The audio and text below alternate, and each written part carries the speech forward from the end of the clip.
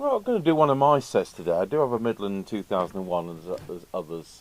Um, this, if you remember back to Christmas, I did a video and we showed some Christmas lights around Grantham.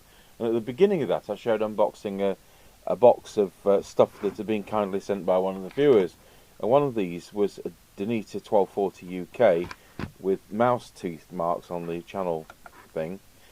There's one has those mouse teeth marks there as well. One's got a knob missing and one hasn't, so this is possibly the better one of the two. But that means nothing. I mean, it's clearly had a hard life and it's been passed on to me. But I don't see many Danita 1240 UKs. I think we've seen one in the past on this channel. The only information I've got is this circuit diagram, which is the AM/FM version for the European market. So it's going to be a different phase lock loop and obviously a different transmitter arrangement. So I'm going to do this one if we can. Are they those nasty self-tappers? No, they're not.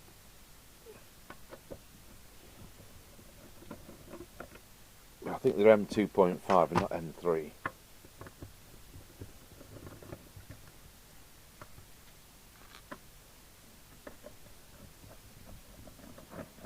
So we do a lot of, the kind of sets.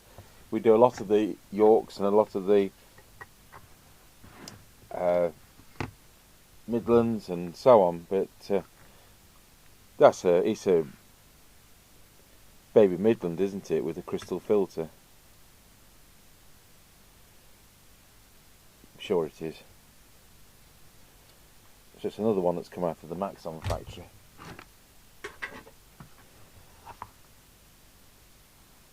Or a Kerno Beta 1100 with the crystal filter.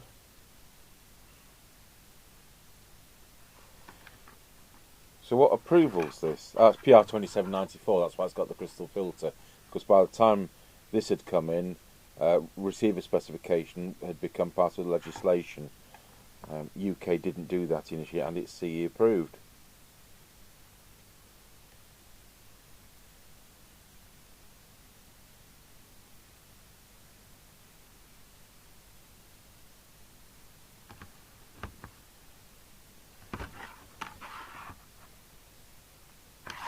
So what's that switch do?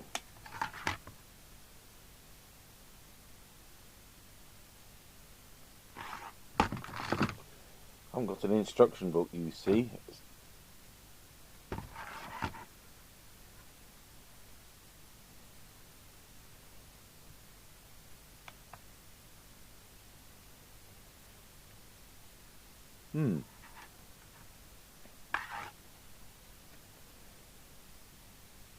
Interesting. Oh, it must be PA, because it's got a PA socket.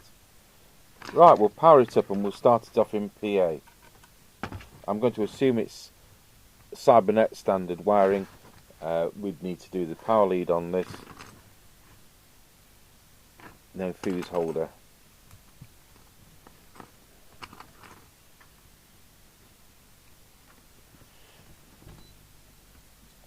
There we go, we're powered up.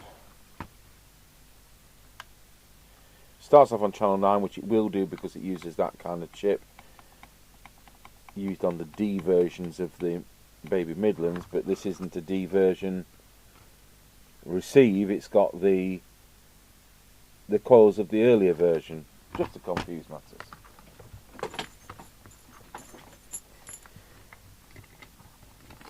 That's the post just arrived, I just heard the door.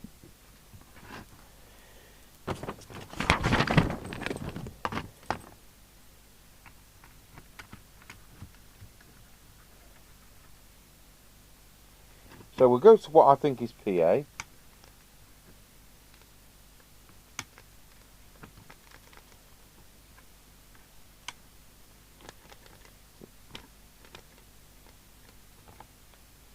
That's not the right wiring.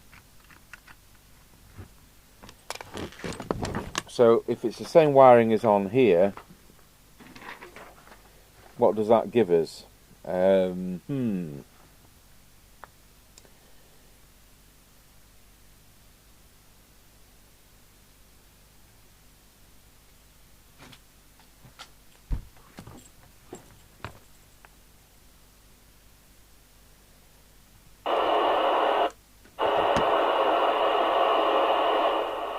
tuning then. There we are, just to confuse matters. Let's go back into PA.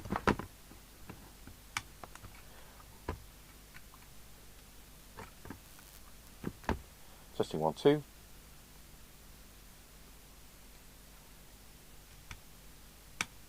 Testing 1, 2. But we've got nothing on PA if that's the right mic configuration.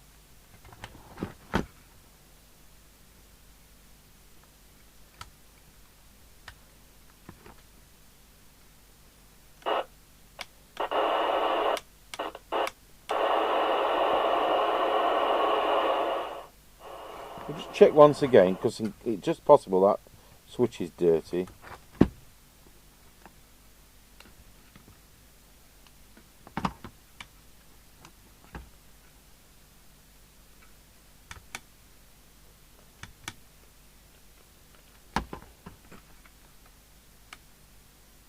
Okay, we'll concentrate on it as a single. Right, let's get the test set on. And what do we want? Picture in picture. It's actually transmitting. Ah! That's miles of frequency.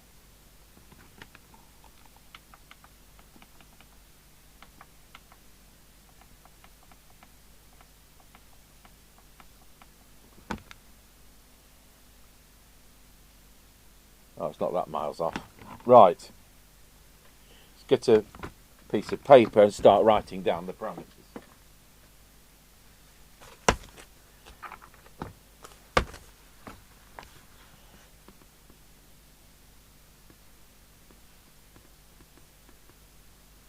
What did it say? 1640? 1240.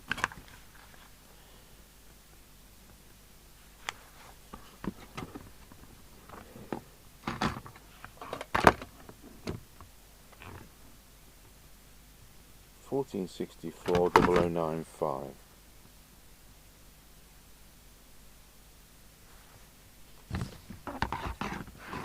Right, transmit channel 20. It's doing 3.2 watts.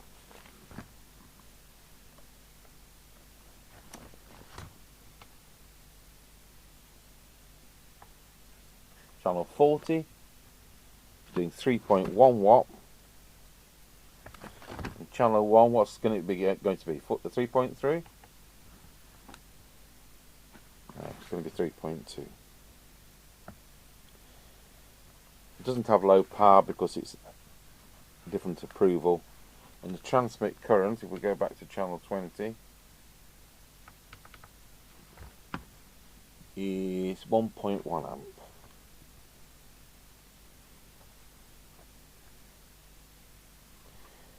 '27. Let's go over to the frequency counter. 79088.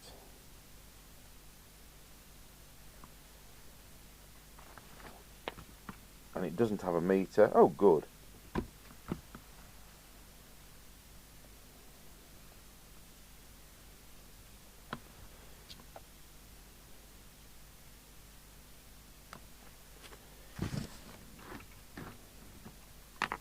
So the VCO has never been touched, so I don't need to go through any strange method to fix that. Let's put the radio on frequency for a start.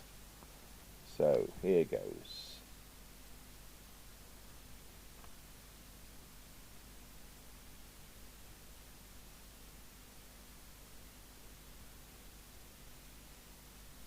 $27,79026. 27,79026. Not that it was stupidly out anyway.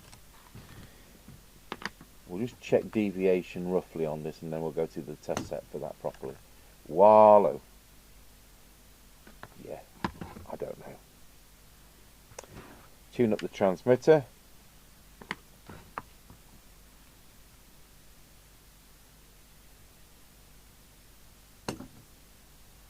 So is that power? Yes, it is. So turn that to full. We've now got 4 watts.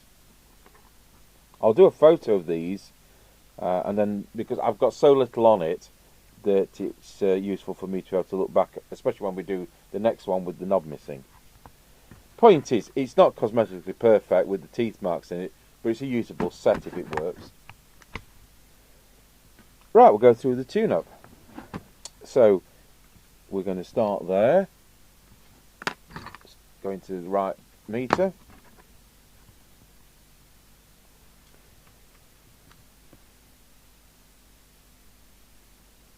It's a matter of centralising these, and it's just a smithing above 4 watts there. Now it's centralised. That was already spot on.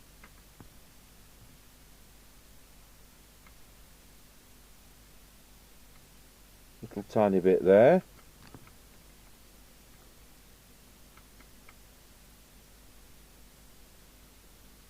Little tiny bit there. We're at 4.2. That's probably done with the spectrum analyzer, so I'm just going to check on the circuit. So although it's not quite the right version, basically things like this are going to be the same. So where's our transmitter? Here.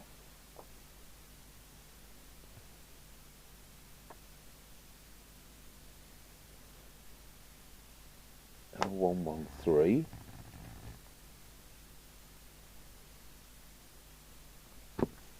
I'll tell you what we'll do. Give it a little turn and see if anything happens. And the answer is no. So that's going to be the one done with the spectrum analyzer. So we'll leave that alone. I've put it back exactly where it was. And we'll just turn the power down to 4 watts. So it's doing about 4.2 as a peak. So, good. Better than lots of new sets will do. 4 watts. So let's see what it's like at the band edges. So channel 1 is, it's also 4. I could say 3.99, but it's 4. And channel 40, again I could say 3.99, but it is 4. So it's spot on in the centre, which is brilliant. Now let's look at our transmit current.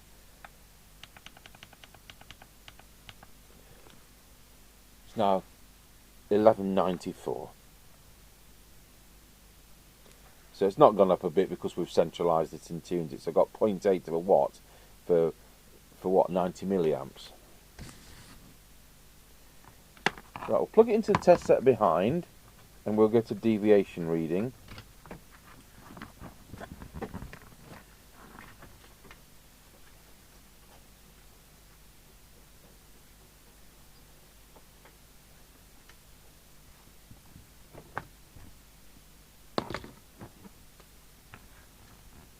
Wow. Yeah, it's actually as bad as it showed on my other test set. It's 1. Well, there can't be that many adjustments on this. It's going to be squelch, it's going to be deviation. So, chances are that that's going to be squelch because it's around the receiver. So that's going to be deviation. It's actually round where you'd expect AM mod to be if it was an AM FM version. Low. It's too low. It's 1.6. And that could be the way. Whoops! That's what comes of not screwing it in. That was funny. Wallow. Let's see what it sounds like. Testing 1 2, testing 1 2 3 4 5 5 4 3 2 1. Well, I don't like modifying sets, so I think 1.6 is probably the maximum we're going to get. Wallow, wallow. It's one of those that approaches 2 and then drops back. It's a bit like Realistic 1007 handhelds in that respect. So it might sound alright.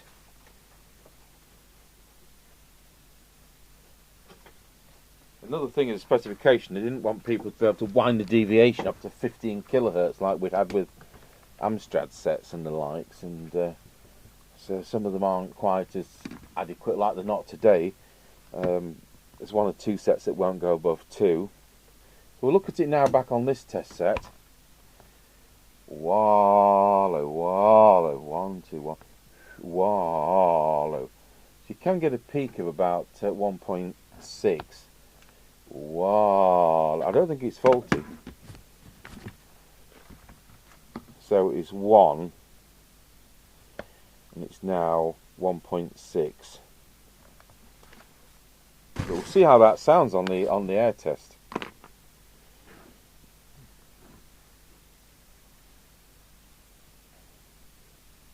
This might be a set where a speech processor mic actually improves it. We'll see. I don't say that very often, and I didn't say power mic. I said speech processor mic. So that's how I transmit. Well, that was straightforward, wasn't it?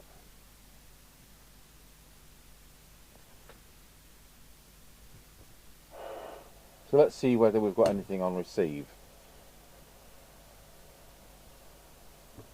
So I'll dial that into the signal generator. Let's just put that up on the inset picture. 27.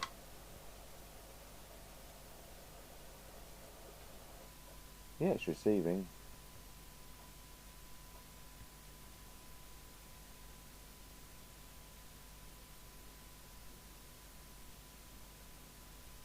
There we go.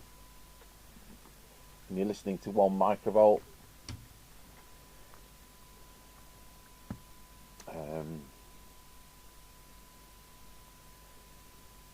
Put that on as well.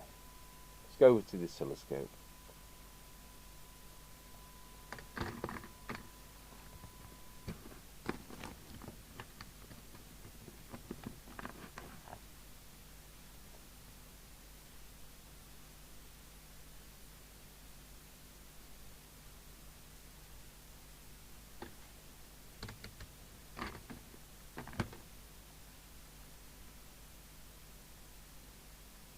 And see where our detector is. Oh no, we need to do a synod thing first, don't we, and see what it's how it's performing. So tell you what, it's doing very well. The 12 dB is doing 0.33. For 10 dB doing 0.29, and for 20 doing 1. We'll do the squelch. I think we'll do the squelch later. No, we won't. We'll do it now. Squelch maximum.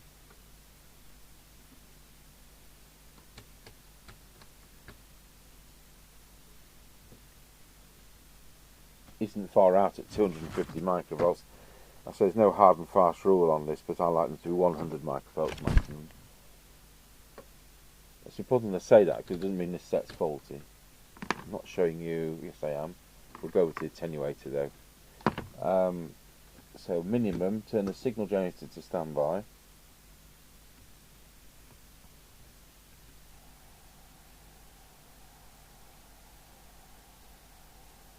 Set threshold.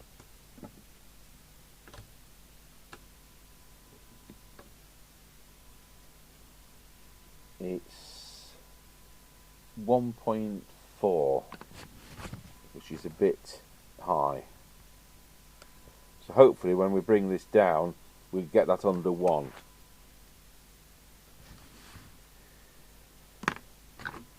Right, let's do a tune-up. So with an S9 signal on the signal generator, let's look at the oscilloscope. and we want to keep that detector coil, which is going to be that one, for maximum. Yes, that was slightly out, and that can affect squelch. Right, we'll look at the synad. So we'll go over to the synad meter, keeping it over towards the right around 4 dB so that we're not saturating the receiver. We'll go through the front end starting here.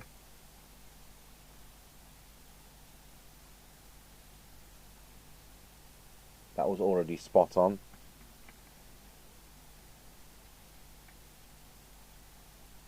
I think we've just gained another tiny bit there. Possibly there.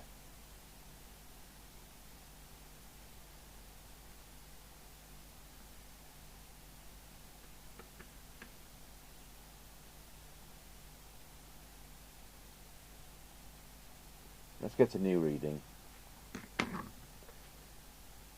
So 12 dB is 0.31. That's it. This is so marginally different. 0.26.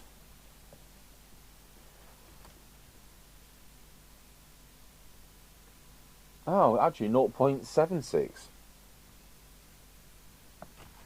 Oh well, done some good then. Get another 100 yards range.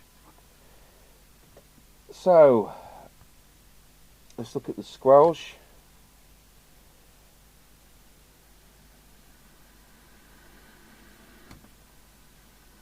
Signal generator to standby.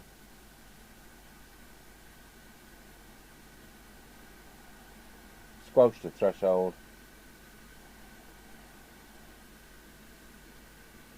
Oh no, we'll do it the other way around. We'll do maximum first. So I've got a 100 microvolt signal on the attenuator. So now we'll adjust the squelch preset until that comes in.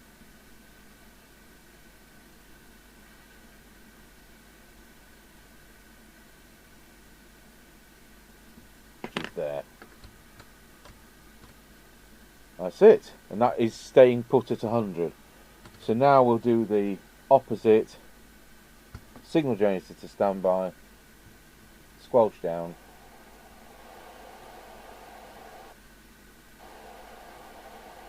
Set squelch threshold, signal generator back on, parked at 0.3 of a microvolt.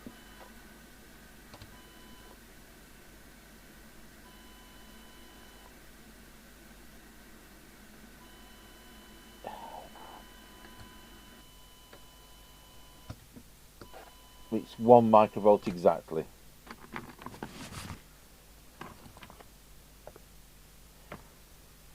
I do like them just to be 0.9 something, but it isn't. Careful setting of the squelch control and it'll be fine. It's when you get them 2.5 microvolts and it's just not going to pick up scratchy corner. So all this is working. Not PA though. So I'm going to go into PA.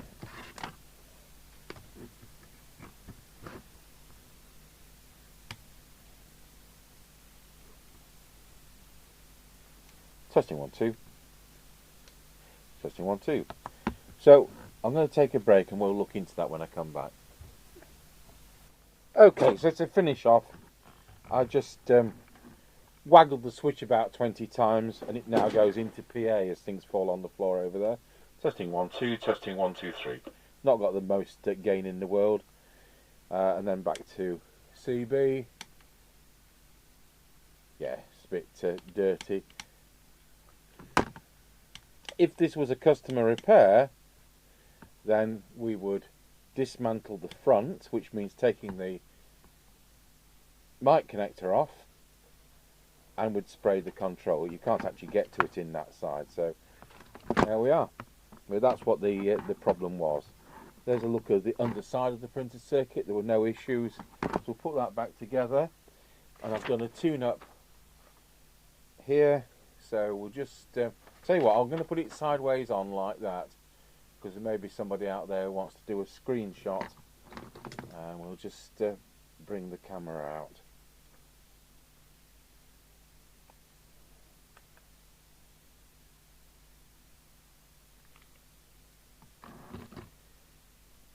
VCO, frequency, detector, squelch, hidden under the wiring, deviation for transmit, power control, the tune-up, but that one you don't touch, it's done with the spectrum analyzer, and there's your main receive ones.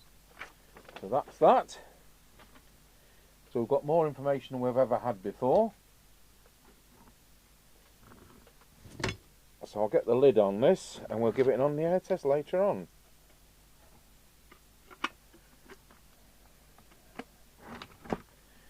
So it's not a set I'd go rushing out and buying, but it works all right.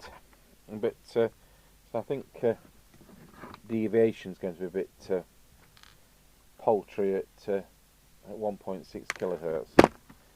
So since we've got another one of these, I'll have a look at that in a few weeks' time, and we'll see whether that works the same, and I think it will.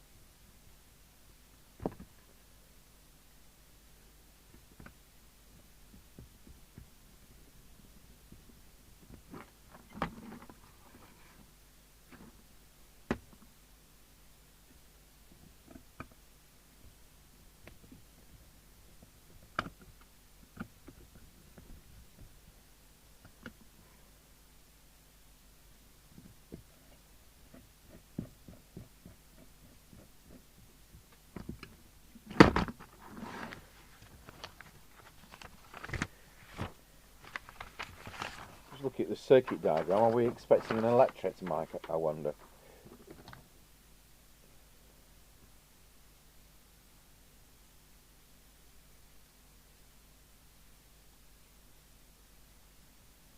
No. That's a pretty standard dynamic mic arrangement. Oh well.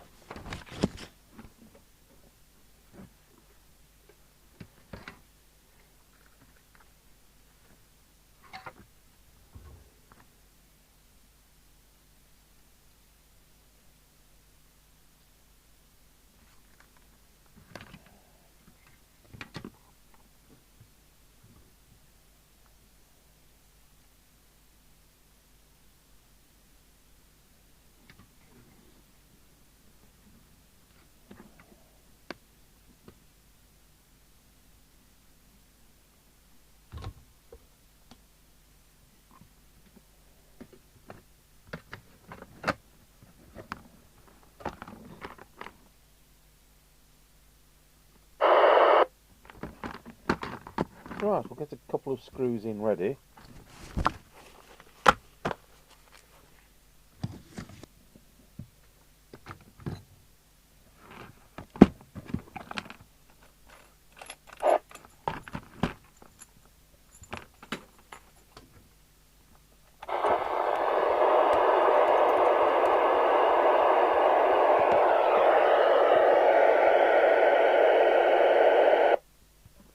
Right, let's see what it does.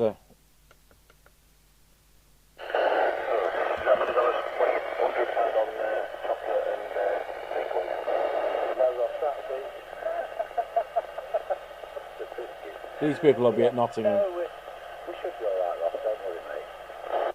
One on, Roger. Somebody called Roz. 19 a Roger.